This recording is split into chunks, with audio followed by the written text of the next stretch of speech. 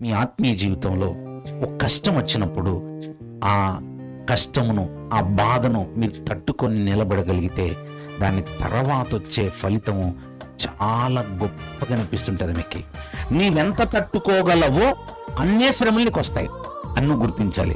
దేవుడు నమ్మదగిన వాడు. శ్రమలు లేనప్పుడు ఎవరైనా నమ్ముతారండి.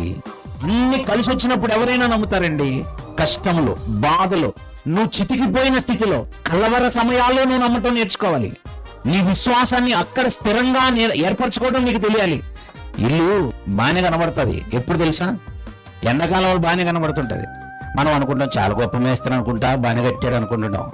ఆ మేస్త్రి అసలైన పనితనం ఎప్పుడు తెలుస్తుంది తెలుసా? వర్షం కురిసింది అనుకో, ఇంట్లో అలా కురిసిపోతుంది అనుకో, ఎవడరా ఇల్లు కట్టింది? మనల్ని మోసం చేసి ఇల్లు కట్టాడు. రంగులు పూస్తే గొప్పది కాదండి బాబు ఇల్లు.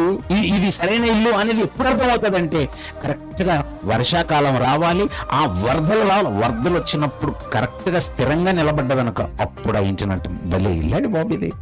మీరు మీ ఆత్మీయ జీవితంలో మీ ఇంటిని ఎలా కట్టుకోవాలంటే ఎలాంటి తుఫానులోనైనా, ఎలాంటి కష్టంలోనైనా పడిపోకుండా స్థిరంగా కట్టుకోవాలి. అలా కట్టబడి ఉండాలంటే మీ జీవితంలో విశ్వాసము స్థిరంగా ఉండాలి. నువ్వు చెదిరిపోకుండా నిలబడగలిగితే నువ్వు భవిష్యత్తులో మంచి ఫలాన్ని అనుభవించబోతున్నావు.